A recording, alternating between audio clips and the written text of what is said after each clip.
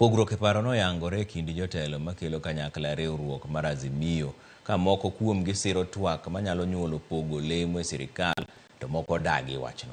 Tulo ne wuok tok ogai mar ODM Raila Odinga wuok kendo weyo ka jatend Wiper Party men Kalonzo Musyoka golo twak mar winjruok mar Azimio.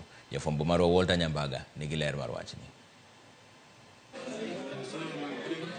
Seche matin bang' bedo e bura kuom thuolo malach, bura mane geto bedo kod winjruok kapo ni twak nyalo biro bedo mar chiwo thuolo ne lalruok kod sirikal e okang' manyalo kelo pogo lemo e piny owacho. Maling'ling' oyango ni kweth jotelo moko mag Azimio ne oyie bedo e twak kod sirikal, to moko ne obedo gele kendo dagi ni sirikal mar William Ruto ok nyal sir lwedo. Tafadhali tutoke hapa, tafadhali vijana wangu. Kaka weche ne medo chwakore, ochuno jodito dok bilo wach matin kendo bang'e duogo golo twak. Wote mane kore somo kod jatend Wiper Party Kalonzo Musyoka bang' ogai mar ODM Raila Odinga rem duogo e kar golo twak. The joint meeting of the parliamentary group of Azimio la Umoja One Kenya Coalition Party kata kamano, ujende oduogo thulo oko kombe kendo dunyore kod ji ka ogai mar Wiper Kalonzo Musyoka Peter Munya e kind jotelo mamoko noyako ng'wech katony kod ngimagi.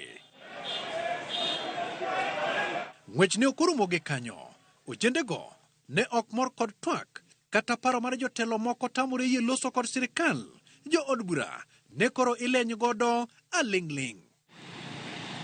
Magitimre ka jatend DAPK Eugene Wamalwa oramo ni duond bura mar DAPK ok biriwore kod kweth mamoko mag Azimio e siro sirikal mar William Ruto. On the dialogue and broad-based national government of national unity, we are not boarding a Democratic Action Party of Kenya. I have no intention or any inclination to join William Ruto's government. And even if he offered me my previous docket, you're not boarding. I'm not boarding.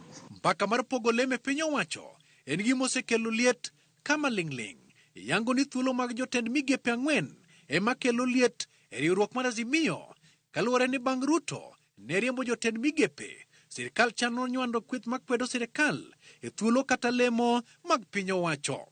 This is what is left. And if there's any dialogue we should have with William Ruto, it is when he is resigning and when he is going home, because the people have said Ruto must go. Walter Nyambaga, Ramogi TV.